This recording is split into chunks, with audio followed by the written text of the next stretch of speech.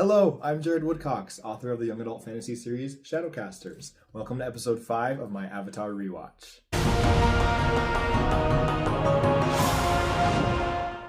So from start to finish, I absolutely love this episode. We first get to see the town of Omashu, and I think it's so impressive. It's such a cool town, and it has so many cool visuals right off the bat.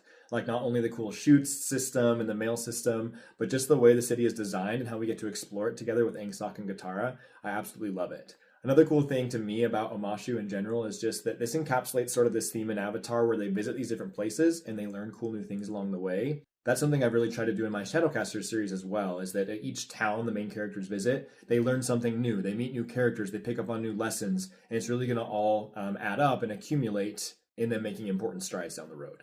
I love that immediately we get sort of this flashback to Aang and his friend Bumi, and obviously once you've seen this episode once, like you're not going to forget who Bumi ends up being, but I remember watching it for the first time and having it just seem kind of like a random backstory type thing. And it's so cool how it all ties in at the end. Like, it's just phenomenal. Whether you saw it coming or not, like, it's really cool how they did this. And when you are rewatching it, it's really fun because there are these subtle hints that, the king is Bumi. Like, the way that he looks at Aang, you can tell he recognizes him. Like, the snorting laugh, kind of the teeth in the eyes. Like, once you know, but it's cool they really were dropping subtle hints all along the way that you can pick up on when you rewatch this episode. I love the part where they have Aang disguise himself so that he can stay safe. And like his old man voice is really funny, and how the guards make Sokka carry his bag because he's pretending to be Sokka's grandpa. Like, just an excellent scene. It's tremendous. And of course, here as they enter the gates of Omashu, we get our first introduction to the My Cabbages guy. Have a picture of him right here in this tremendous artwork, but obviously that's going to be a recurring joke throughout the series, the My Cabbages guy. I'm jumping ahead a little bit, but I also love when he says, like, off with their heads, one for each head of cabbage. Like, it's just hilarious, and I love that this kind of recurring inside joke is going to now be taking place all throughout the series. Obviously, I love the theme of this one, where as a kid, Bumi teaches Aang he needs to open his mind to the possibilities, basically think outside of the box, that things aren't always what they tend to be. And another cool relation to my Shadowcaster series is King Bumi really inspires a character that's going to appear in Book 3, Crisis of Camdalon, whose name is Old Jack. He's also called the Riddle Merchant. And he makes our main characters go through a challenge as well that they don't necessarily understand until the end, but really all of them leave it like with really important lessons and really important growth. And I think that Aang grows a ton from this one too.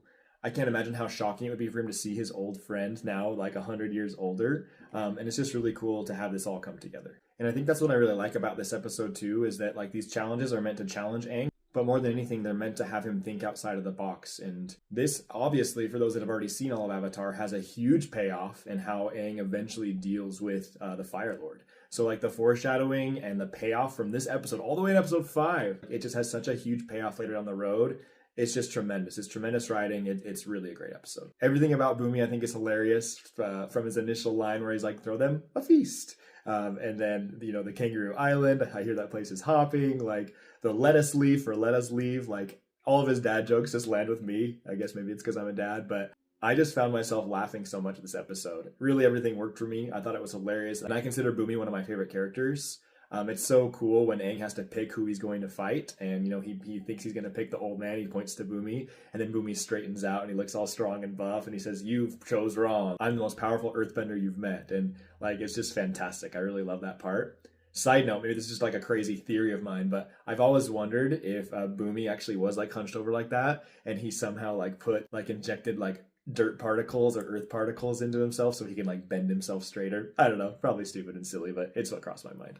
The challenges were really fun as well. Like, I like that we get to see Aang use some cool airbending techniques to get the key. And then obviously we see like his love for animals with Flopsy. My only downside to the whole scene with Flopsy is like, I wish it would have been like a little bit more scary. Like, Aang was in more trouble before he realized that like, wait a minute, Flopsy is this big monster creature. I feel like he kind of like figured it out really fast, and it could have been like more exciting, and there could have been a little bit more anticipation or like danger there.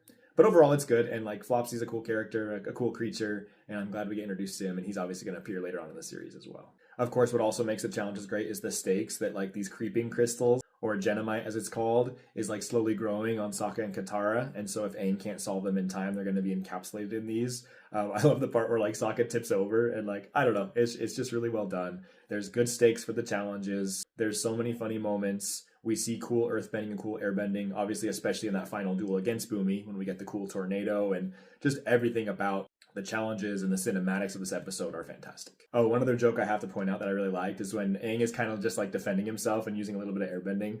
I love when Bumi's like, did someone leave a window open? It's feeling drafty in here. And like, just, he plays up his part so well. Like, he's pretending to be a frail old man. They think he's crazy, but really he has a purpose in the end. It kind of reminds me of like a Yoda-like character in that, like, you don't suspect him to be as wise and have the purposes that he does because he's masking it behind this like goofy exterior, and he's kind of hiding behind his eccentricities.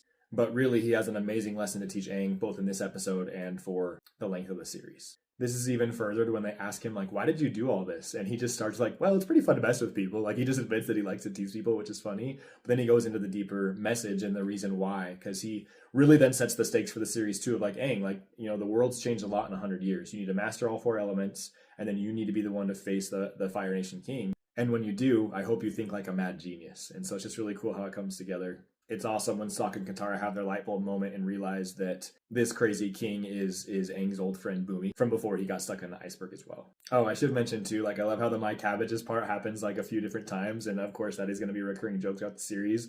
Each time it happened, it just brought a smile to my face. And as you that have watched the show before know, we're going to see a lot more of the my cabbages guy appearing in random spots, and his car always getting destroyed, so it's so fun seeing that introduced.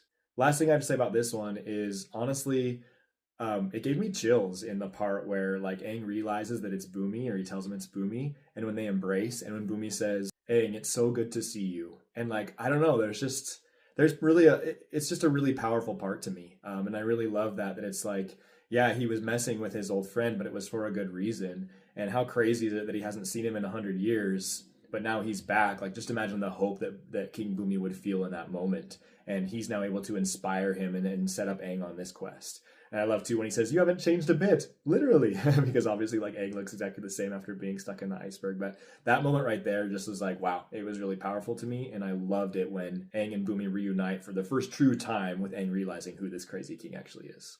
Okay, so it's probably been really obvious where I'm going with this one, but without a doubt, like no debate, no question, this one is an S tier episode for me. I love the payoff of how you realize at the very end that this crazy king is Aang's friend Bumi. That's fantastic. I love the city of Omashu. It's really cool and awesome to see. We get to meet Flopsy, who's a cool creature. The battle scenes are incredible. The challenges are so cool. The jokes are phenomenal. This one had me laughing a ton, and it really just encapsulates the perfect humor and intensity that both go into making Avatar such a great show. So easy S tier. I'm actually slotting this one in as the best one so far. I know we're only 5 episodes in. There's probably going to be ones ahead of this one, but maybe not for a while, because like I honestly have always sort of pinpointed this one as one that I really love, but as we rewatch, there may be things that surprise me. But yeah, right now I'm putting The King of Omashu, Avatar Episode 5, as the top of my rankings thus far. Thanks for joining in. Hope you enjoyed this episode. I'll be back next time with episode 6, Imprisoned.